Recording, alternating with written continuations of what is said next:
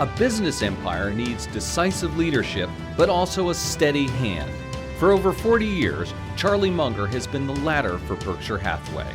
As Berkshire's vice chairman, the 95-year-old Munger is Warren Buffett's right-hand man. He's also an investing legend in his own right. Munger ran a firm in the 1960s and 70s that scored returns of over 24% per year. He's here to talk about how to make investment decisions and life choices that help secure prosperity and longevity.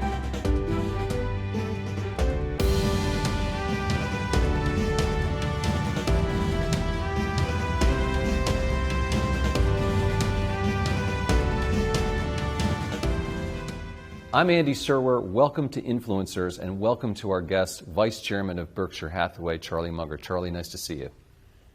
Delighted to be here. So you just had the annual meeting, and I have to ask you what your favorite moments of that were. What I like is that both the shareholders and the employees of Berkshire are so extremely enthusiastic. And it's not just that they've made a lot of money and have nice careers. They think they're on the right side. And, you know, they come there to hear you guys talk all day. And yes, like a cult. It's like a cult? Yeah. In a good way, though. In a good cult, yes, a good cult. Okay. I mean, in the stuff that they hear, some of it's new, some of it's old, and a lot of it is common sense. And you were talking a lot about all of it is common sense. Right. But of course, when people use the word common sense, what they mean is uncommon sense. Because the standard human condition is ignorance and stupidity. And so when they say old Joe has common sense, what they mean is he has uncommon sense. I guess it's a bit of a misnomer then. But it really is. So, yeah, why is it that people can't think clearly about investing or decisions in their lives? Well, they don't think very well about sex or gambling either. No, the standard human condition is a lot of miscognition. And there are ways to make hay of that, or? Yes, you can take advantage of other people. You can improve your own life by eliminating your miscognitions. Let me shift gears a little bit, Charlie, and ask you about the U.S. economy. And what is your take on where things are right now? Well, obviously they're booming, but you know, the economy sometimes booms and sometimes it doesn't. And you have to live your life through both episodes. And our attitude is we just keep swimming, and sometimes the tide is with us and sometimes against. But we keep swimming either way. Are you surprised by how long this expansion has lasted? Of course, it's lasted a long time. But what was really remarkable is that we never printed money so much and spent it so fast and bought back so much debt, public and private. So this is total terra incognita in economics. And nobody knew for sure how it was going to work. So is it risky then? Of course it was risky, but it worked. And I don't think they had much else that would work. They weren't set up to do stimulus. Too much controversy, democratic inertia, various guys. So they had to do something. And all they had left was just to print money and start buying things. And that's what they did. And it turned out to be a very wise response.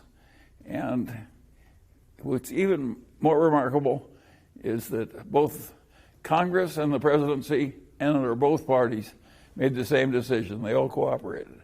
It was the last time. But where is that going to leave us, ultimately? Well, it left us licking the Great Recession. So maybe we ought to try cooperation again, since it worked so well once. How much is President Trump responsible for this current economic situation? Well, I think he deserves some credit, but a lot of it just happened. Economic cycle? Yeah. And the decisions of his predecessors. What do you think about the president's campaign to lobby the Fed to lower rates or keep rates low? Well, I think presidents have always done this. If you're a politician in a democracy, of course you want people to print money and spend it. And Of course, it's not a good idea. The best example, probably in the whole world, is Singapore, which has zero debt and never prints money and spends it, and is one of the most successful places on earth. I wish we were like that, but there's only one Singapore. Well, some people now say that federal debt is not a problem at all. Well, if you believe that, you believe in the tooth fairy, because then we don't have to have any more taxes ever. We'll just print money and live happily ever after. It obviously won't work. So there comes a point when printing money is counterproductive. Are we at that point? Are you concerned? No, I don't think we are at that point, but nobody knew where the point was going to come, and we don't know now. None of these people who are so pompously sure of things, because we all want reassurance, and so they provide it. But nobody really knows how much of this is too much. And do you have any thoughts on Jay Powell and the job that he's done? Well, I think a lot of him. I think he's as good a choice as we could have made. One consequence of this expansion, or actually it precedes that, it's just something that's occurred in our economy over the past 50 years really, has been wealth and income inequality. Yeah. One, do you see it as a problem? Two, if so, how do we address it? Well, it's a problem if enough politicians are screaming about it. That makes it a problem. If it weren't for that, this one will go away by itself. It happened by accident. We were in desperate trouble. We were on the eve of a great recession that could have been a Great Depression, and then followed by the rise of people like Adolf Hitler and so on and so on. So we faced a real catastrophe. The only weapon they had with this huge was to print money and spend it. And they did it.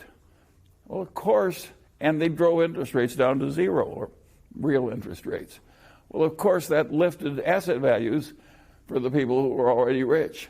Nobody was trying to make the rich richer.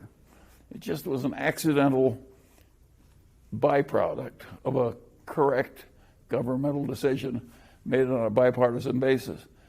And since it was a weird byproduct that occurred in a weird time, it will go away by itself in due course. It will go away by itself, you Sure. think? So there's no reason for... The people that are screaming about it are idiots. It's going to go away by itself. Now, that's not to say that we can't raise the minimum wage a little and enlarge the social safety net a little. We should be doing that as we prosper. Both parties agree on that. What do you think about the proposals put forth by Alexandria Ocasio-Cortez and Elizabeth Warren that would sort of greatly address this problem? Well, I don't consider those two necessarily the best prescribers in the world. They're kind of likable. I particularly kind of like Elizabeth Warren. She's got a manner that appeals to me. Really? But I don't agree with her attitude. I don't think she's studied Adam Smith enough. And what about AOC? Do you have any take on her? I don't think she knows who Adam Smith was. I want to ask you just a few more questions about politics, and we can talk about the markets and Berkshire a little bit more. What about the situation that we find ourselves in with the Mueller report and the way Congress and the Democrats are fixating on that and the president's on the defensive? What is your thinking on that? I tend to avoid the whole subject, just as I ignore tide with me, tide against, and just keep swimming. Both parties are so partisan now that they're blinded by their anger, and I don't want to be blinded by my anger, so I control it, and I would recommend it to both parties.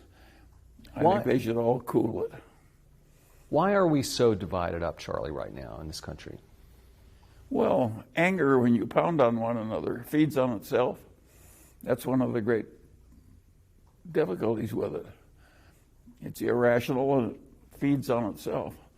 So I liked the world when it was Dwight Eisenhower against Adlai Stevenson, and more civility, and Ronald Reagan and Tip O'Neill got along, and a lot of it was done.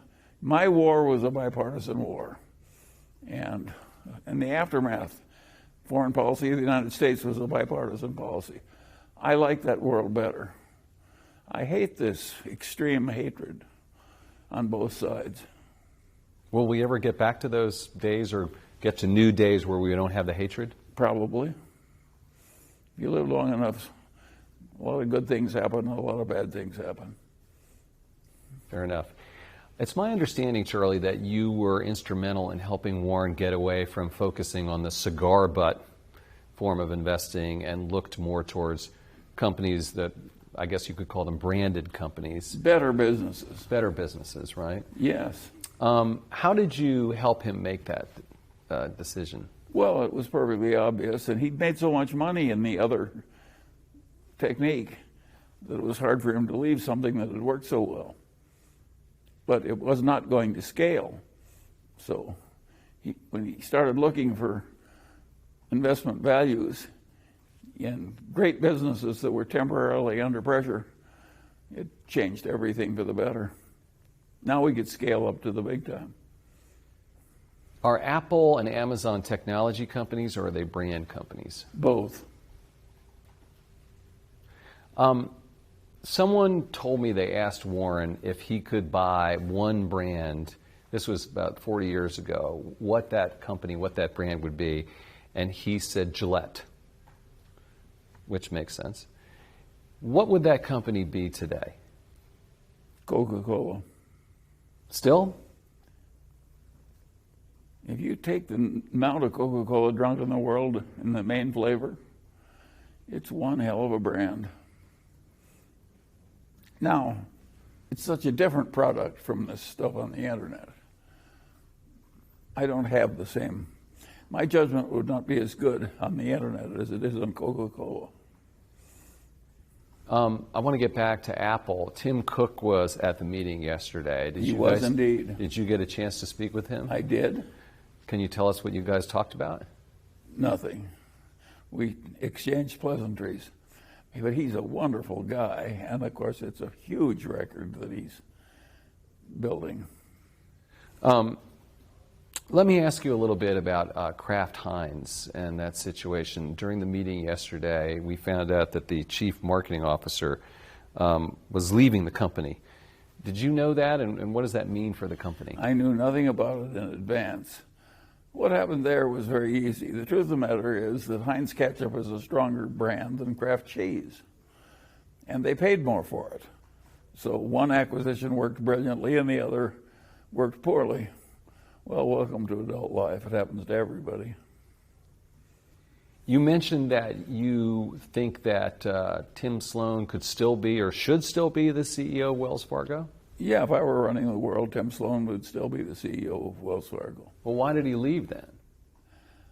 Well, he made this decision, but he was being pushed hard. He did it for the benefit of the company. There was just so much of this partisan hatred was washing off against Wells Fargo. It's understandable. He was there for a long time.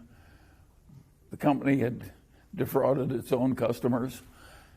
Nobody was seemingly being punished for it in some people's minds. Listen, 2 CEOs left under pressure. I regard that as a lot of punishment. So I don't think these people were failing with their anger. They removed 2 CEOs, but now they went out. It's like Tim Sloan was not responsible for the crazy incentive system that created the trouble. So they threw him out the way you'd take out the charwoman when you raid a gambling establishment. Getting back to Coca-Cola, you mentioned that it would be a bad idea if it got into cannabis. I mean, why not? Doesn't it make sense? Because it's such a wholesome brand and associated with happiness. Why do we want to associate it with a recreational drug? Well, they have to grow. I think that would be a terrible idea. What about Boeing and the 737 MAX? I mean, they're going to fix that. Would you Of course go on they're the plane? going to fix it. Would you go on the plane after they said it was fixed? Yes, of course. And they will fix it well. But I don't think it was really all that excusable that they made the mistake. I want to ask you, Charlie, a little bit about... That was a serious mistake. Yeah. So then they're still working on it. Yeah, they'll fix it. Boeing probably has the best safety record in the world if you take 60 years. And this was a very unusual lapse. There may not be another one for 60 years. Is that lapse symptomatic, though, or indicative of us developing software that's too powerful and we don't understand the consequences of it? No, I don't think the problem was that. I think it was just an absolute lapse of being a big bureaucracy. You also mentioned at the meeting yesterday doing billion-dollar deals overnight with very short contracts. Yeah, we've always done that. Has that ever blown up on you? I can't think of a single example in my whole life where keeping it simple has worked against us. We've made mistakes, but they weren't because we kept it simple. And that's simple. I would say that the chief advantage that Berkshire has had in accumulating a good record is that we have avoided the pompous bureaucratic systems. We've tried to give power to very talented people and let them make very quick decisions. I want to ask you about something that's talked about all the time with you guys, which is succession. And you talk about that all the time, and this has been countless barrels of ink spilled. But if you're getting older, how do you make the decision to step back if you may not have the mental acuity to make that decision? Well, I think you'll be surprised at how well both Warren and I are capable of stepping back when we feel our powers are too far deteriorated. Have you talked about that? Sure. And Warren has told people to speak up when the time comes. If we've been rational all this way, do you think we're not going to try and be rational right to the bitter end? Is the process, I mean, we're sort of in the middle of the process. You've been giving more and more control or authority to Ajit and Greg and Todd and Ted. So it's sort of a continuum, a process like that? Of course. And by the way, it's working fine. It's amazing how good this next generation is. And they're steeped in our non-bureaucratic ways. These big bureaucracies, they think the work is done if you get it out of your inbox and into somebody else's inbox. That is not getting it done. Getting it done is when it's done, not when it's in somebody else's inbox. And if everybody's in a big committee meeting all the time, you're worn out at the end of the day and you haven't done anything. Are Ted and Todd making all the stock choices at this point? No, of course not. Warren steps in and does big things. Where do you think, Charlie, the biggest opportunities are globally right now? Well, I don't think we have a master plan of knowing where the opportunities are. We're trying to find intelligent things to do with a torrent of surplus cash. And we've always had a torrent of surplus cash. And we're always looking for intelligent things to do with it. And if we find things that are intelligent to do, we do it. And if we don't find anything, we let the cash build up. What the hell is wrong with that? Not much. Yeah, not much is right. So I know that you guys have talked about England, or it seems that you have, because Warren talked about doing this article in the FT as basically a way of signaling potential interest, given that Brexit may create some opportunities. Is that the case? What the hell do I know about Brexit? I don't even know how I'd vote on it if I were in England. Yeah, I don't know much about it. Look, we'll react to opportunities wherever they are, and we regard the vicissitudes of politics as it's just what they are, vicissitudes. But isn't it a little bit more than a vicissitude to drop out of the European Union? I mean, is the No, European... I'm not suggesting it isn't a good deal, but this country was enormously helped when we put all the colonies together. If we had internal tariffs against each little colony, the United States would not be as big as it is. So it's understandable why Europe wanted to get together. In addition to the advantages they got from the free trade, they'd had a long history of having wars. And we all are in sort of one big place trading with one another. It'll be safer. Those were very good ideas. I'm not quarreling with the basic ideas. On the other hand, if you have unlimited immigration from one country to another, that causes lots of strains. Look at Germany. Merkel brought in more immigration than her people she wanted. She was leading a parade and she looked back and nobody was following. So these very few people want unlimited immigration of a different culture. We made it work in America, but we had a vacant continent to work on. It was easy. Vacant and rich, oil, minerals, wonderful soil. Should we still be letting immigrants into this country? I think we should have way more control of our borders than we do. Isn't that John Trump is right on that, and I think the Democrats are committing suicide by being so. They hate him so much that they're against him even when he's right. It seems like the borders is conflated with immigration policy sometimes, though, right? I mean, in other words, of course they are. Yeah. But I think we ought to have some control over immigration, some effective control. I think the bulk of the people want to be very nice to the people that are already here, including all the people from Latin America, but they want more control over the inflows. Are you concerned about this rise of somewhat nationalistic leadership around the world, like in Turkey, in Brazil, in China, in the United States, arguably? Well, take Brazil. Who in the hell would like Brazil? It's a great climate and a great country, but they're screwing it up to a fairly well. You mean the new leader or just what's happened previously? What's happened generally. Yeah. Okay.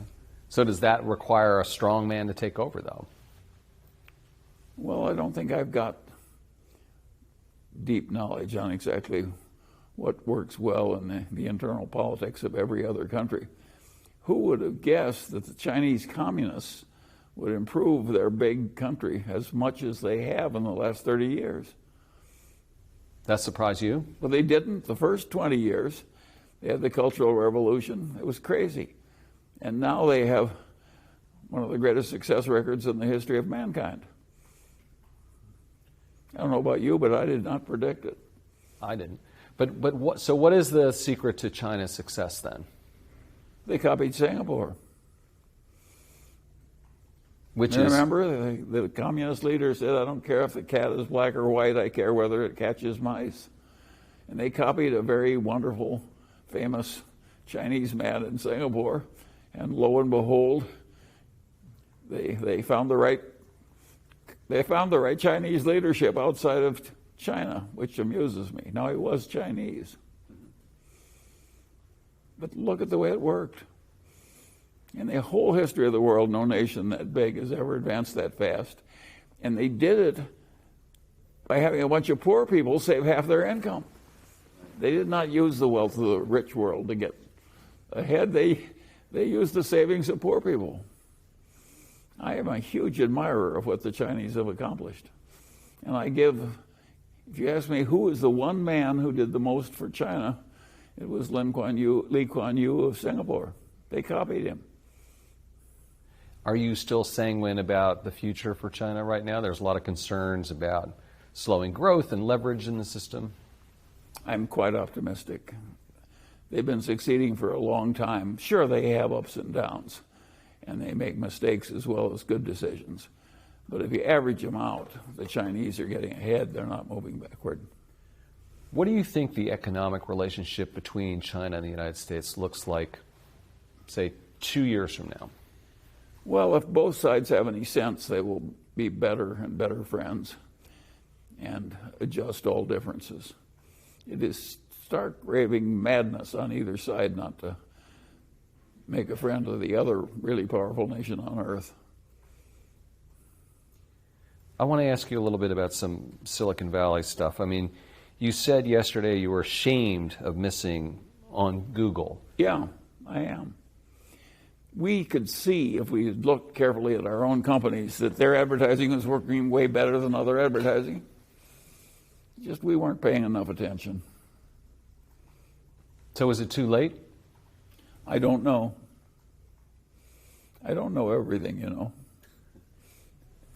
Well, we'll leave that aside. But, you know, you look at these tech investments. So there's Apple, now Amazon. Did you know about the Amazon purchase? Were you involved in that decision? No, of course not. I've never owned a share of Amazon. I am a huge admirer of Bezos. I think he's been sort of like Lee Kuan Yew. He's a leader that's all by himself. He's been just a perfectly amazing human leader. But it's always been too complicated and uncertain for my particular temperament. It's interesting. And I find other things to do that'll work fine. Someone was telling me the other day that they thought that you could actually sort of think of Apple and Amazon not as technology companies so much, but as big branded growth businesses, which would be something that would be appealing to you. Well, I think they're both right. brands and technologies, and it's hard to separate the effect of one from the other. Okay. And as far as what's going on in Silicon Valley right now with IPOs, unicorns going public and not having any profitability or any prospect of profitability in the near term, what do you think of that situation? Well, there are a whole lot of things I don't think about. And one of them is companies that are losing $2 or $3 billion a year and going public. It's not my scene. Have you looked, so you're not interested in Uber or companies like that necessarily? Well, I have to be interested when they're that important and sweep the world and change practice. But I don't have to invest in everything I'm interested in. I'm looking for things where I think I can predict what's going to happen with a high degree of accuracy. And I have no feeling that I have the ability to do that with Uber. Right. I want to ask you about architecture, which is something you've been interested in for a while. How did you get interested in that, and what is your current well, I had an situation uncle there? who was an architect, and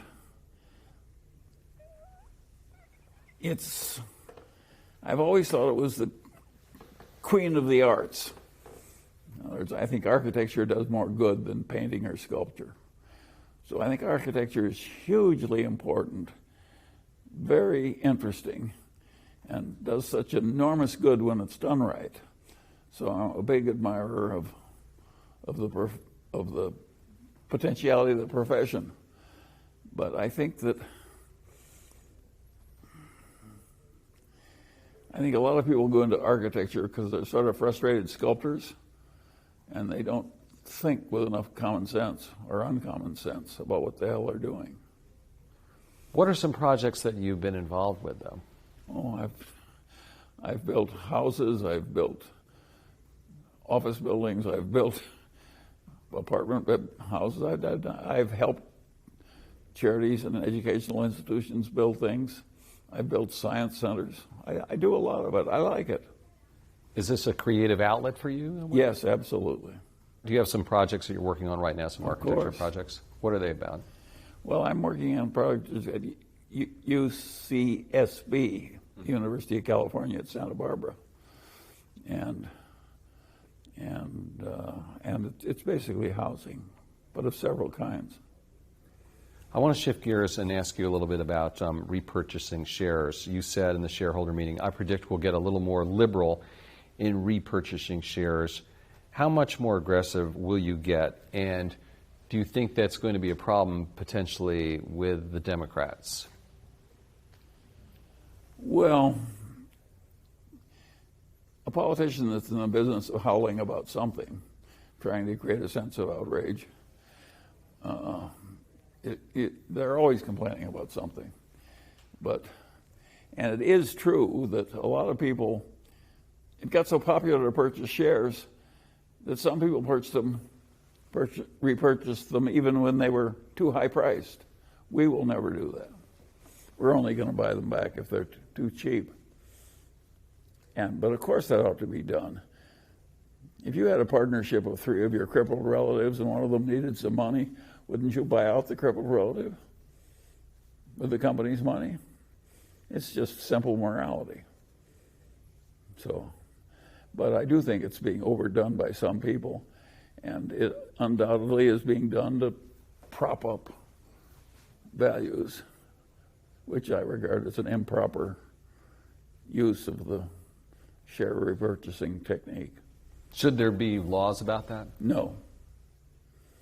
There are laws, but we shouldn't be telling people what the right price is. Right. So I want to ask you a little bit about the social safety net we were talking about and Medicare. And do you support Medicare for all? Would that be something you'd be interested in? Well, I'm one of the few Republicans you'll ever talk to that thinks we should have a single-payer system, but not one of the type that we're going to get. If you look at the single-payer system of Singapore, it costs 20% of what ours cost, and that's an advanced, civilized, high-income nation. And, of course, the people are a lot healthier.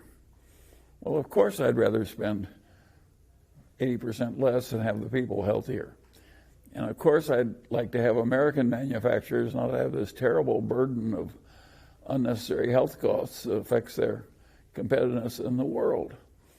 So we have an insane medical system that grew like Topsy by accident with the help of a lot of dumb governmental intervention.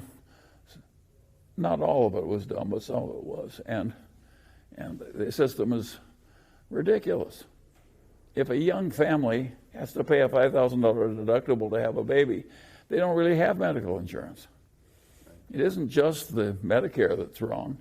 The whole damn system is going wrong. And the amount of unnecessary tests and unnecessary prolongation of inevitable death that's going on is a national disgrace. Of course I don't like it. Have you ever thought about moving to Singapore, Charlie? Well, no, but I'd like to move some of Singapore's results into the United States. They have practically no deaths from opioids. They have a low crime rate. They have no debt of the whole country. No, they're doing a lot right. I wish to hell our politicians in both parties would spend a lot more time studying Singapore. But some people say, many people say, it's an authoritarian government. There's a lack of freedom there. It's a democracy. It just does such a good job that people keep reelecting it. I like that result. What the hell's wrong with that? I was with some people just a few minutes ago, actually, and they were kind of recounting some of your zingers. Do you spend time before the meeting, say, oh, I've got like these 6 zingers I'm going to get out during the annual meeting? Never. Think of all the people you know that have tried to take one extra step and have fallen off a cliff.